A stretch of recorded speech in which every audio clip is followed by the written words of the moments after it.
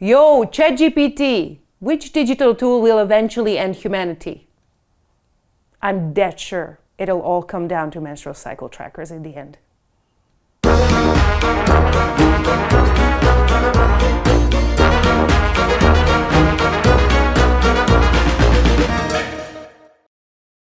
Hello and welcome to Standard Time, your new favorite talk show exploring a wide array of European matters and why Europe matters. I'm your host, Reka Kinga-Pop, and in each episode I'll be joined by exciting guests from across Europe. We release new episodes every second Thursday, so don't miss out. Hit the subscribe button now and the little notification bell beside and set 17 alarms so you never miss an episode. Also, don't forget to turn on the subtitles in one of the 15 languages we publish. Now, the internet is arguably one of humanity's greatest inventions. It's right up there alongside the plow, toilets, and democracy, and whatever this thing is. I think it's something for like tomatoes or I don't know. Whatever it is, I want it. Yet, even though we have more information and connections at our fingertips than any other human generation before us, it has really blown up in our faces by now. It's making us sadder, dumber, and even pushing us into debt spirals. This is not what librarians tirelessly conspired for throughout centuries, working on universal access and citations. Where's the digital transformation I was promised? We were supposed to become kind, nice, and better informed, and instead we're bullying kids on Instagram and don't you dare watch porn on the side while I'm talking to you. What I'm trying to say is, digitization is turning our world upside down, and not just in a good way.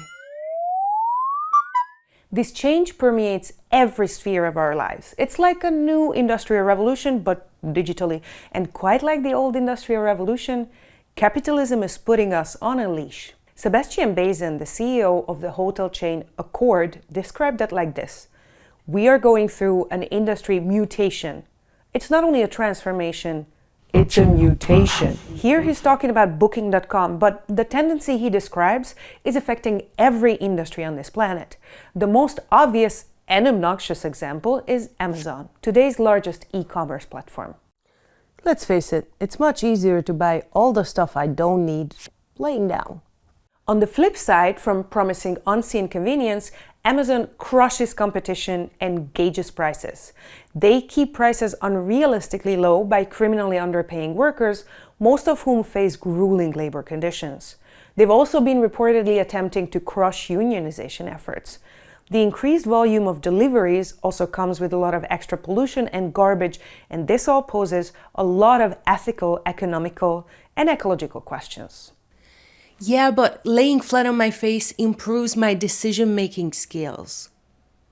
Amazon is only one of the big five, the largest IT companies dominating the world, alongside Apple, Meta, Microsoft, and Alphabet. They're the parent company of Google, so even if you haven't heard of them, you're using them all the time. So how did the internet evolve from independent hobby bloggers and self-help forums into today's big tech madness? The term big tech started circulating around the year 2013 as economists warned that the lack of regulation is leading to concentration of power in digital markets. In the aftermath of the 2007-2008 financial crisis, when conventional business models were struggling, digital advertising and retail made a killing, colonizing these fields among an upcoming generation, millennials. That's us. The term big tech gained a newly sinister tone following the investigations into Russian interference in the 2016 US elections, when it turned out the access and illicit trade in the data of millions of users gave companies the opportunity to influence political decisions on a massive scale. Clearly, big tech amassed a lot of power, and the real question is, who holds that power? Okay, Mark Zuckerberg doesn't single-handedly hold digitization in his palms, but he is the fourth richest man on earth, co-founder of Facebook and Meta, which includes Instagram and WhatsApp as well. He's definitely one of the key players in this game. The other ones being Tim Cook for Apple, Satya Nadella from Microsoft, Sundar Pichai for Alphabet, and Andy Jassy for Amazon. Just looking at the lineup, I can smell the testosterone. If you were a tech CEO, what would be your company name and how would you try to dominate the market? Let us know in the comments. I know what I'd do. I'd have an e-learning platform that spies on children and punishes them by withdrawing screen time every time they leave their dirty laundry laying about or don't do the dishes. There would be a premium tier for upper middle class and wealthier kids that would give them a long and angry lecture whenever they complain about basic chores. I'd call the company Not Your Mama. But unlike my aggressive, progressive pedagogical venture, the currently reigning big tech companies work with business models based on colonizing your attention, creating dependencies, and selling your data to advertisers. Attention, isn't that the sweetest currency? I should know, I'm a middle child, so I've been fishing for attention throughout my entire life, and believe me when I say, it'll never feel enough. Maybe these companies should go to therapy instead of employing psychologists to actually develop algorithms to create even deeper user attachments. One important difference between the United States and the European Union is that the US has long been reluctant to thoroughly regulate digital business. Back in the 90s, this attitude was meant to encourage a new industry to grow, but today it's a crippling shortfall. The EU, however, is a sucker for regulation and leads the way in customer protections, data and security regulations, and is now hoping to intervene in the field of digital politics even deeper in their new parliamentary cycle. So this time we went to Brussels to sit down with the people who shape these policies in the European Parliament's own studio. They have a tiny studio somewhere in the basement, exactly where I belong. Alice Stollmeyer is the founder and executive director of Defend Democracy. A former policy advisor and digital strategist, she now works on democracy, technology, and sharp power, also known as hybrid threats. Christian Ehler is a German politician who has been serving as a member of the European Parliament since 2004, representing the European People's Party. Since 2022, he has been chairing the Parliament's panel for the future of science and technology called STOA. He doesn't seem too stoic about big tech though, and he's the one who invited us to the Parliament in the first place. Thank you for that. Melchior is a Danish politician and an outgoing member of the European Parliament between 2019 and 2024. She has served as part of Renew Europe, the third largest political group in the European Parliament.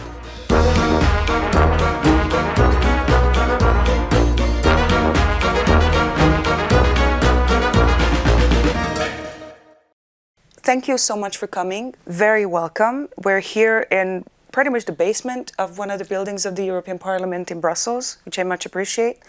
This is why I had to dress up like a human, but I did manage to lose my jacket on the way, so thankfully I'm not overclad. Today we are here to talk about how the European public sphere is transforming, whether there is even a European public sphere per se in a shape that we would like to see it. Where is this digital transformation of the public sphere generally headed? What does it do to democracy, and what can democracy do about this? I mean, we've seen a fragmentation of the public conversation, not just across Europe, but in every country, in every city. You no longer talk about the same things when you go to the supermarket because you don't talk to people in the supermarket, you're looking at your phone. And I think it's very important that we get to know each other in a more physical way, in a more geographically local way. This sort of geographical community, rather than just a digital one, which is fragmented by the digital platforms. So you are advocating that we need the conventional methods of community organization, and the promise of the early 2000s that the internet is going to replace these all did not come true, right? With the monetization of the platforms, which needed advertisement, and the advertisement needed targeting, and you could target very specific groups that didn't have to do with where you lived. That meant that we don't see the same things, and that the platforms became very irresponsible in what they were feeding us. I'm hoping that with the new legislation that we have, the Digital Services Act, that we're going to be saying we want you to build in privacy by design, but also build in responsibility by design. You don't just adjust the algorithms according to how much more time people will spend on the platform, but also looking at, well, what will the consequence be? So one of the big things on my mind all the time, how much is this a question of technology? How much is this a question of media communication? What are the ratios? And how does legislation interfere there? Christian, where does legislation actually have an entry point to make a change in this media sphere? I think we messed it up in the early 2000s. Basically, there, American policy was setting the tune, and that was a laissez-faire mentality. I mean, if you read the papers from the Commission in the early 2000s, they thought it's something like a telephone company or something like that. I mean, we really messed it up. We didn't understand the technology because, I mean, let's be honest, I mean, more or less all forms of classical media have a commercial aspect. Even public television does advertisement. The commercial logic is much more brutal, driven by algorithms, because you get the news you're interested in. We try to adopt politically by the Media Act. We try to adopt a little bit by the European Media Freedom Act, but still, I mean, it's out of hand. It's literally out of hand, and it has a commercial dimension which is uncomparable to conventional media. But we haven't got an idea how to regulate that so far, if you're honest. The unit of content that you get in a newspaper, you know, as like a textbook example, that has a certain proportion of a number of genres complementing each other. And we don't have to be foolish and believe that everybody reads the full newspaper, but these things are side by side. And I think, just on a very pedestrian level, a gigantic difference is that the item of content that you get digitally is usually one individual piece that is desperately trying to hold, or whose platform is desperately trying to hold on to you. But then it drives a certain type of engagement, and engagement in this digital sense, basically not letting you go from the screen, is the measurement of success. And I find that very problematic as a media professional, to have to cater to or have to encourage people to engage in a behavior that I know is not good for them. You have a newspaper that has a website, and the way that they produce the same article that they will have in the paper or the e-version of their newspaper, they will split it up. They will give one part of the article in the morning, then a couple of hours another part of the article, and in the afternoon a third part. It's not enough that you sit with your coffee in the morning and read the paper, and then you put it away, and then you read the next paper in the next morning. They want you to log in to their website multiple times a day. So it's not just that you have the traditional media and you have the online platforms, but you also have the digitization of traditional media, even public service media.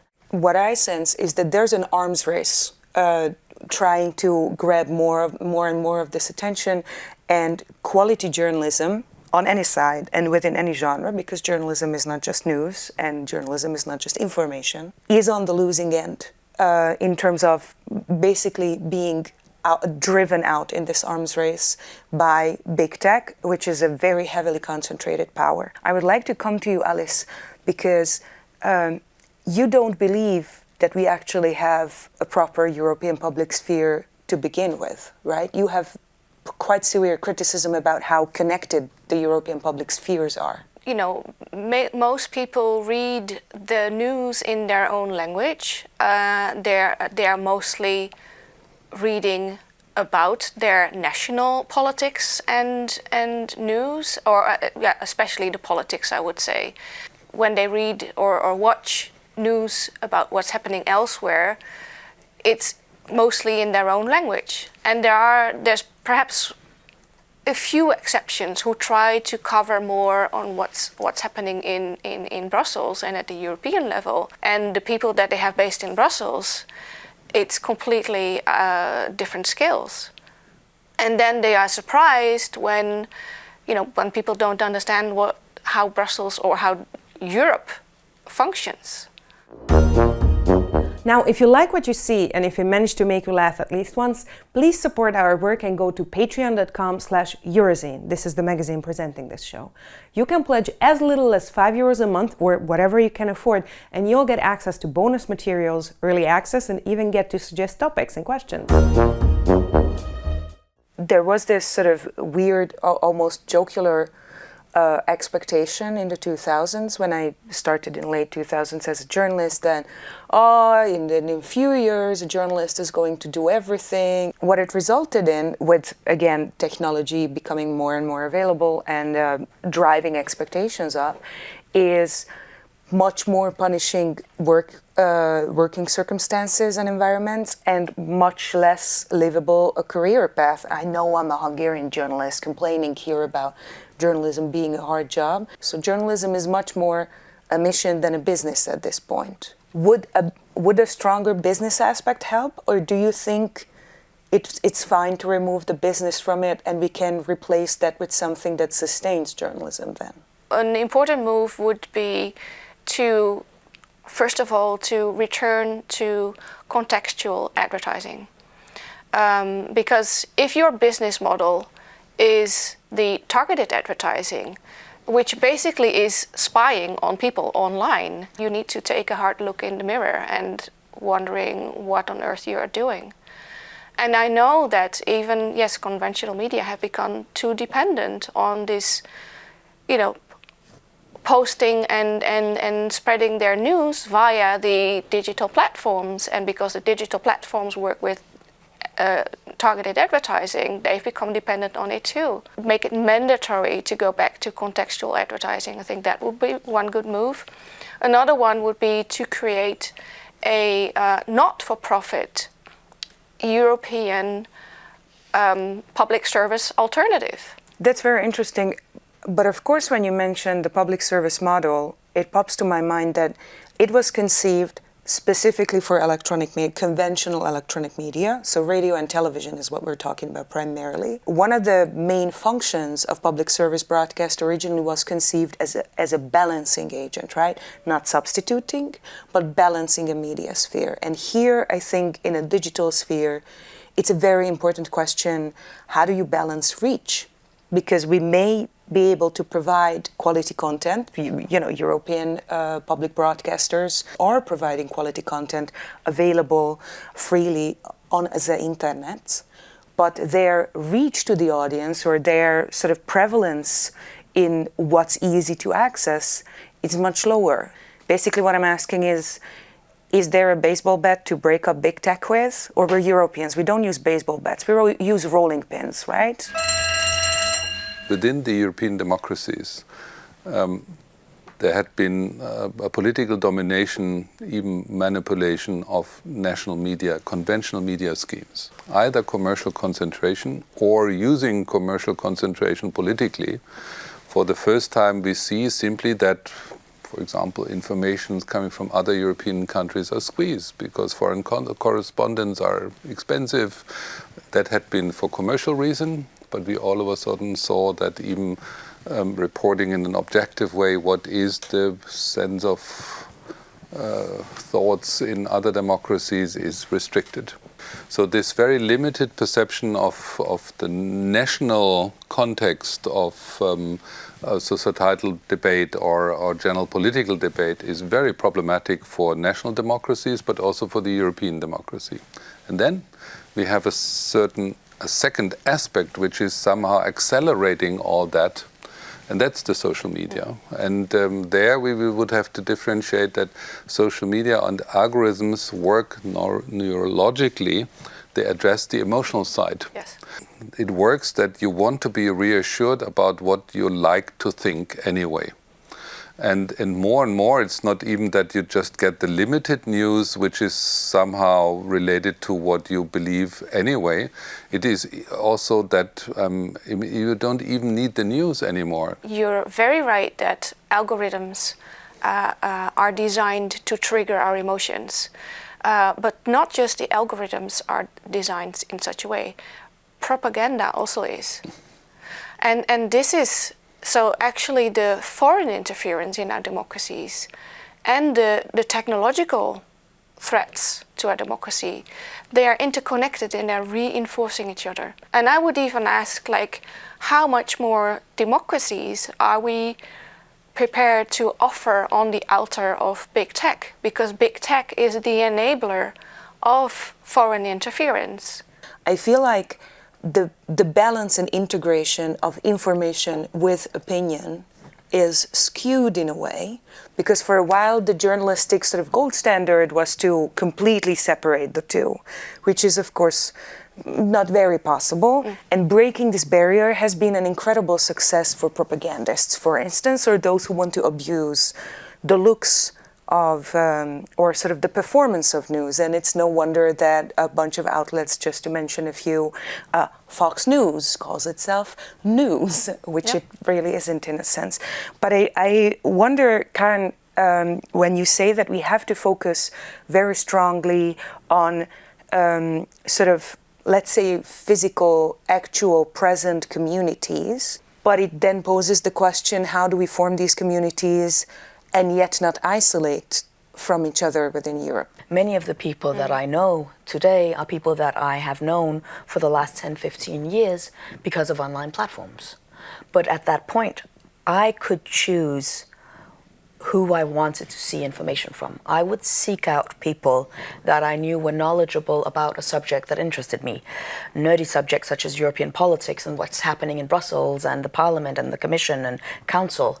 We need to allow for this public sphere about isolated subjects and combine it with having a general public discussion about where our society, our city, our municipality is going, where we talk about the same things. And for me, it's the mechanisms of how you sell this information that we need to look at, not just what the information is. Because I think there is a lot of good information out there. But people have too much going on in their lives. It's a full job to be informed, but most people have other full jobs in their lives. They have their family, they have a salary that they need to make, and being informed is not something that is their life mission. And that's why when you have public service media TV channels, they have the news and you have the weather, you have sports, and you have entertainment before the news and after the news, so that people will turn on the TV and watch a bit of news. You can't just do boring political stuff, because we are a very small percentage of the population that take an interest in this. And we need to make sure that people are informed and are not manipulated. That's very different from trying to capture somebody's attention for 30 seconds online. You would seek out people with the relevant and informed opinions. Now, this is a very elite sphere of the public sphere. You also admitted to this, or you also pointed this out. And the fact that we are also speaking in English, the language of the one country that didn't want to be in the EU, and look how well it worked out for them. Although this show is subtitled in 15 languages, so look for them somewhere on the screen, please. I don't know where the button is right now. But there is a strong and very important language barrier in Europe. There is a huge disproportion on foreign language knowledge and learning, which of course correlates with class. Can we consider the European language barrier and solutions to overcome this European language barrier when we are brainstorming about the potential development of a European public sphere? The online platforms and who you reached is not necessarily class-based or just for the elites. Because I don't have a driver's license, I'm from Copenhagen, where bikes are predominant. Oh, me neither. I took a cab outside of Aarhus, the second largest city in Denmark. And I was talking to the driver, and we found out that he had been following me on Twitter for a number of years. That's nice. Because he was very interested in the Premier League in the UK. And a lot of information about the Premier League was on Twitter, and so he came across me and started following me.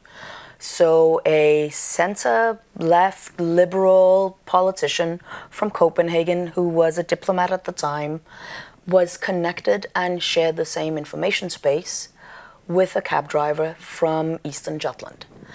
But for me, the important thing is that we need to have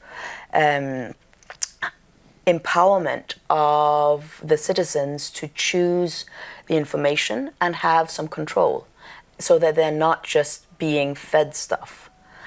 And another thing I think is also important is we need to have more people-to-people exchanges in order to actually understand each other and understand the different cultures and the different histories of Europe and languages. Then we need to actually physically meet each other, and I think we need to invest in this. It's really important that we put down our smartphones more often and that we keep meeting and exchanging offline with each other, because I seriously think that especially perhaps the younger generation has either lost or not even developed some of the social skills that we had.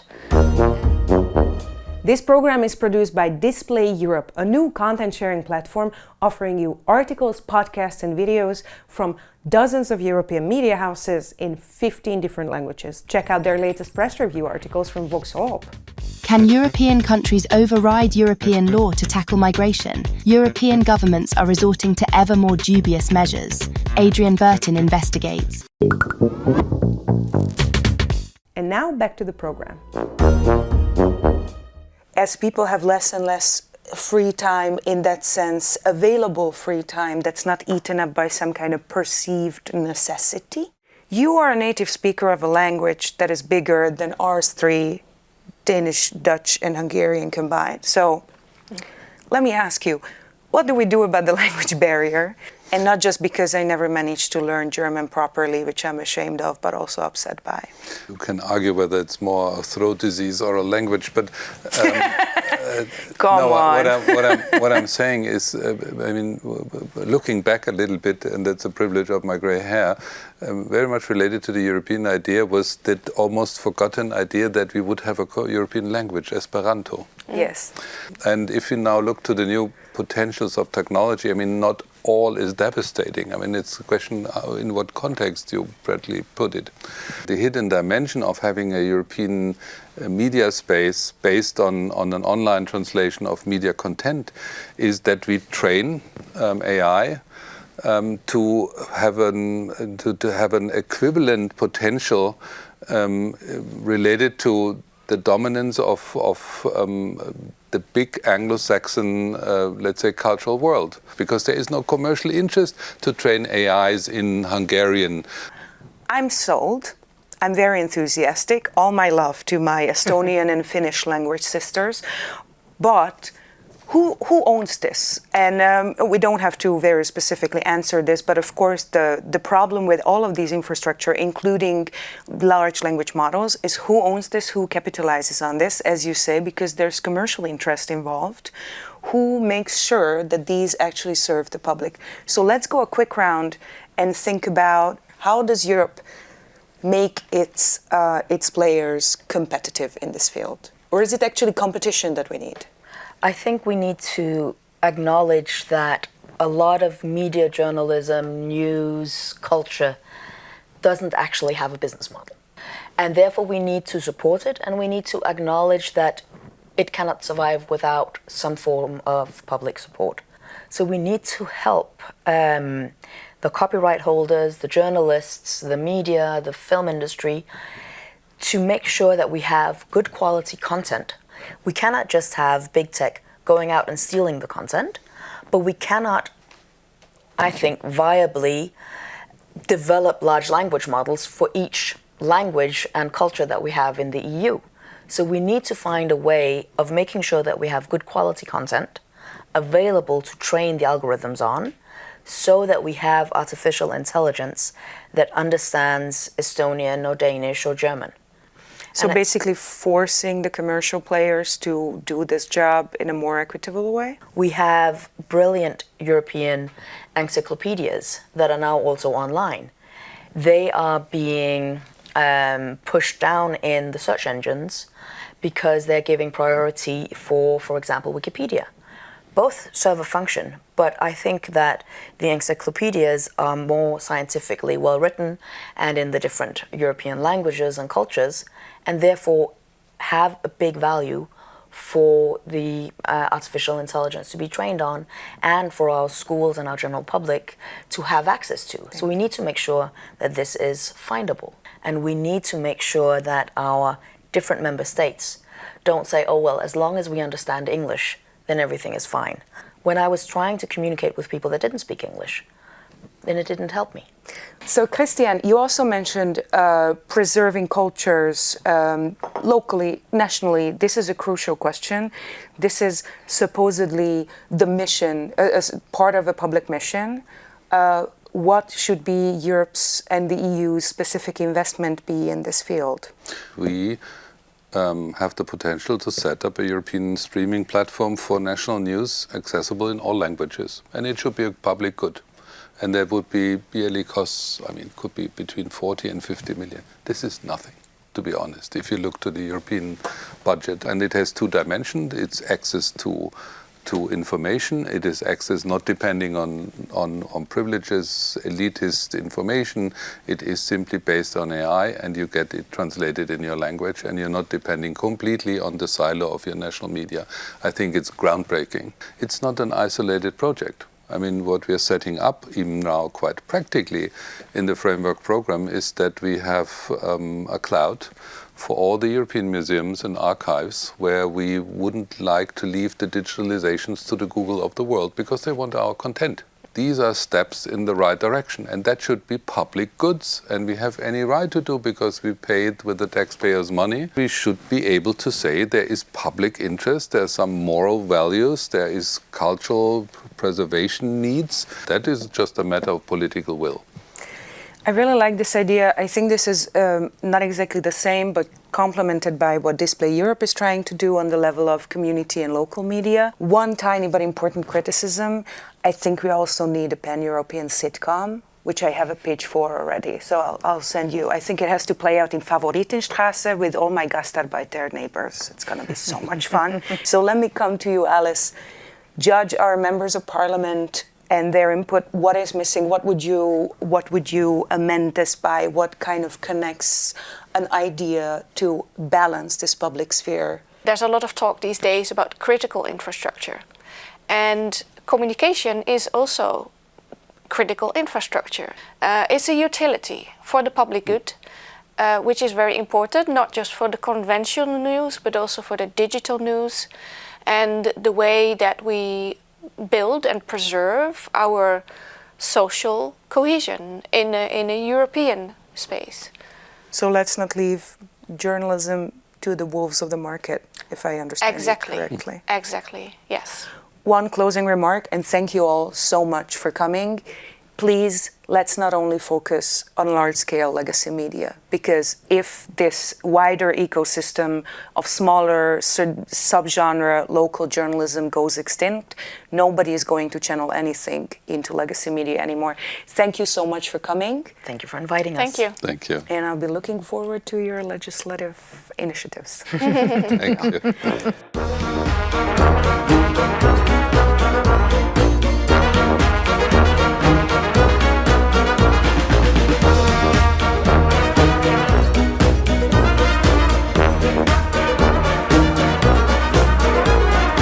Now we want to know, what do you think about digitization? Is it a blessing? Is it a curse? Is there a stop button? Or should we just give them all our data freely since they have it already anyways? Share your thoughts with us in the comments below, and if you liked our swan with duck legs called Charlie, give us a like and subscribe to our channel. This talk show is presented by Eurozine, and if you haven't heard of it, you should check it out right now, because this online magazine gives you something that I'm missing these days sorely, which is insight. Eurozine has more than 100 partner journals across dozens of European languages, and you have access to all of it for free. Display Europe is the force behind this project. It is a content sharing platform that offers you articles, podcasts, and videos about European politics and culture in 15 different languages. And yes, they don't even abuse your user data. I know, it's a shocker. This program is co-funded by the Creative Europe program of the European Union and the European Cultural Foundation. Importantly, the views and opinions expressed here are those of the speakers and the authors only, and they do not necessarily reflect those of the European Union or the European Education and Culture Executive Agency. Neither the European Union nor the EACA can be held responsible for them. Not that we would mind them taking advice from us, though.